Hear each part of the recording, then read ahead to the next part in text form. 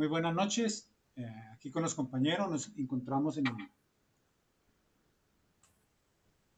haciendo el video de la primera fase en la constitucionalidad del nihilismo. Nos encontramos en la asignatura de filosofía contemporánea y entra el compañero Pequi, muy amable. Buenas noches. Buenas noches, mi nombre es John Jairo Peque, estudiante de filosofía. Bueno, la ficha de lectura la hice acerca de Volpin 2019, de Nietzsche y el nihilismo contemporáneo. Y para entender lo que es el nihilismo, pues toca entender el contexto, ¿no? La evolución, porque si surgió, digamos, como del desencantamiento de lo que fue el modernismo y el posmodernismo, ¿no? Desde la Edad Media se tenían muchas certezas de lo que era Dios, que se creían en la iglesia, y comenzó como a dudarse de todo eso, ¿no? Descartes, Lutero, Copérnico, comenzaron a dudar, y entonces ahí dio inicio a lo que fue la modernidad, que se comenzó a dudar de todo eso, digamos que era superstición, y se le comenzó a dar más devoción, más fuerza como a la ciencia, ¿no? Al dominio de la naturaleza por medio de la ciencia, de la tecnología, por medio del razonamiento, y se creía pues que la modernidad nos iba a llevar a lo que era el bienestar, el desarrollo y un progreso sostenido en el tiempo. Entonces se creía ciegamente en eso, pero llegó la modernidad y todos esos postulados que decía la modernidad nunca llegaron a completarse. Llegó la revolución industrial, pero en vez del ser humano progresar, ser mejor, tener más bienestar, antes digamos que fue más oprimido, y hubo un desencantamiento general por todos estos postulados de la modernidad. Aquí es cuando donde llega Nietzsche, después de todo esto, bueno, Nietzsche y otros autores ahí, y ya como postulan, pues digamos, las bases de lo que es el nihilismo, que el nihilismo es ya perder como las certezas en todo esto, incluyendo lo que se haya perdido, agregando lo que se haya perdido en la Edad Media, perderle la fe, la creencia al Dios y esto, pero además también agregarle todo, perdiéndole la creencia y la fe que le tenía a estos postulados de la modernidad. Entonces, ahí está la frase célebre de Nietzsche, de Dios ha muerto, representando pues que hay una pérdida de autoridad, de valores que nos habían mantenido ahí como con una esperanza, con una ilusión de que esto mejorara. Hay unos conceptos para rescatar de lo que es el nihilismo, el nihilismo de acuerdo a Volvic 2019, una citación que hago ahí, dice: el nihilismo es por lo tanto el proceso histórico en el cual los valores supremos tradicionales, Dios, la verdad y el bien, pierden su valor, no resultan ya vinculantes y perecen, ¿no? El nihilismo tiene, podemos decir, varias etapas. Está el nihilismo completo, el nihilismo incompleto, completo, parcial.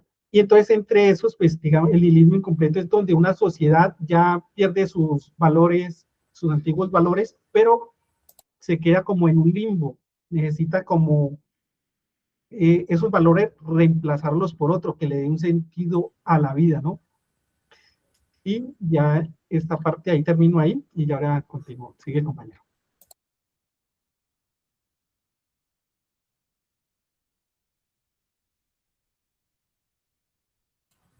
Siga, don José.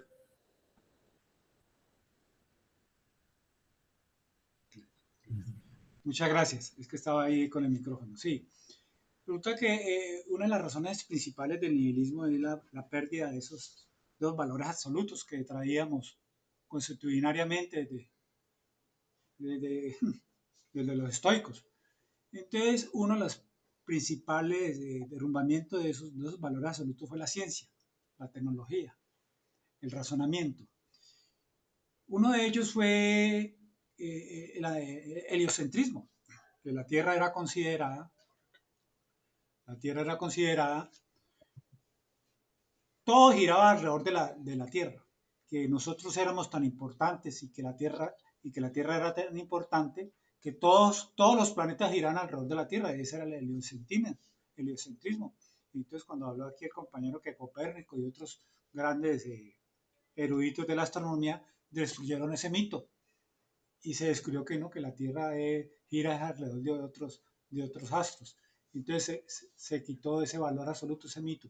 Otro mito que surgió fue el antropomorfismo, donde decía que Dios, nosotros éramos hechos a imagen y semejanza de Dios, y que por eso el hombre era tan importante, que era, pues, era la vedette de la naturaleza, ya que fuimos hechos a imagen y semejanza de Dios.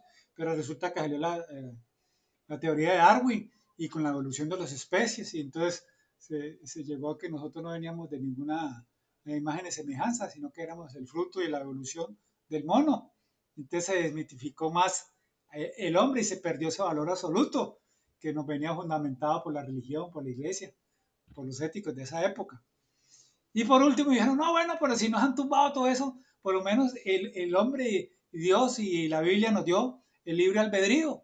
Por lo menos el ser humano tiene el libre albedrío, que tiene libertad para escoger. Y resulta que llegó Sigmund Freud y nos dio el subconsciente. Y resulta que nosotros venimos amarrados por el subconsciente. Nosotros no somos libres, nosotros estamos precondicionados.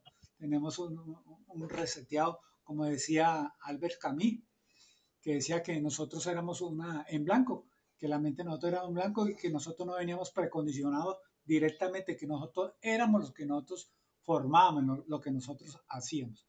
Entonces, podemos ver que todos esos hechos, pues, derrumbaron esos mitos, esos valores. Entonces, pero el no creer en Dios no quiere decir entonces que entonces debemos hacer todo lo que era prohibido por Dios y volvernos malos. Y entonces ahí nace el nihilismo pasivo y el nihilismo activo, ¿no? Que es el que propone Nietzsche, que el superhombre, ¿no? Debemos mejorar, debemos cambiar. Sigue con el compañero Raúl, y si es tan amable. Hola, gracias compañeros. Mi nombre es Raúl Arteaga y digamos que de todos los autores que nos deja el docente para estudiar, pues precisamente los principales representantes que están Schopenhauer, Kierkegaard y Nietzsche, o sea, nos dejan muchas cosas de las que analizar, pero lo que primero tenemos que decir es que esta filosofía contemporánea se desarrolla desde finales del siglo XIX hasta la actualidad y seguirá porque se caracteriza principalmente por cuestionar muchas de estas ideas que hablaban los compañeros y que habían dominado la filosofía moderna, ¿no? Entonces, por ejemplo, Schopenhauer pasa a negar o limitar la voluntad. Kierkegaard asume la existencia mediante la elección y la fe. Y Nietzsche, pues, este gran filósofo que afirma pues la vida y crea nuevos valores, ¿no? Sin embargo, para mí se funde también un poquito con la filosofía oriental, donde se pasa a cuestionar la existencia misma, ¿no? O sea, hasta dónde entendemos si esto es una ilusión, lo que estamos viviendo, o esta existencia si es real. Así que el existencialismo, el vitalismo y el nihilismo que tocan las bibliografías, pues que nos dejó el docente, pues nos permiten comprender profundamente la condición humana y sus principales conflictos, ¿no? O sea, por ejemplo, ahí Schopenhauer nos muestra que el deseo y la voluntad pueden conducir al sufrimiento y a la insatisfacción permanente. O sea, miren cómo se relaciona por no decir, bueno, digamos, con Buda, con esta parte de Oriente, ¿no? Kierkegaard también destaca la importancia de la libertad, la angustia, la decisión individual y la responsabilidad frente a la existencia. Y Nietzsche, pues, ¿qué podemos decir de este enorme filósofo que transforma la crisis de los valores tradicionales en oportunidad para cuestionar y crear nuevos valores? Muchísimas gracias.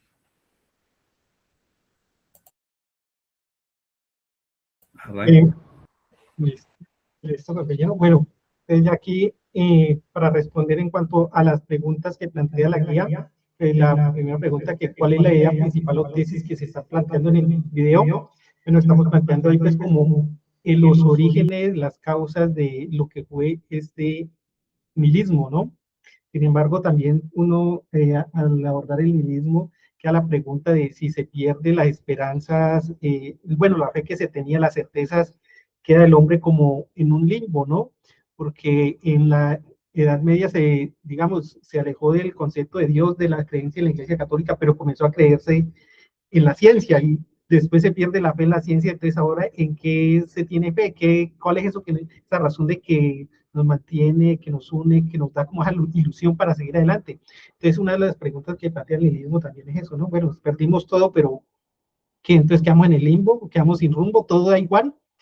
Listo, esa sería la parte mía ahí gracias. Bueno, muchas gracias. La segunda pregunta que nos plantea el video: ¿cuáles son los argumentos o explicaciones que se están proporcionando en torno a la idea o tesis? Uno de los principales argumentos es de carácter histórico. El texto pues, nos explica que el nihilismo se desarrolla a finales del siglo XVIII con Friedrich Jacobi, porque posteriormente adquiere dimensiones culturales y políticas en Rusia. Acuérdense que hubo una gran época de agitación social y todos esos jóvenes intelectuales en Rusia pues se desencantaron de esos valores arcaicos tradicionales, ¿no? Y uno de ellos fue Turgenev y Dostoyevsky, que permitieron plantear interrogantes sobre la libertad y la responsabilidad en sus personajes de sus novelas.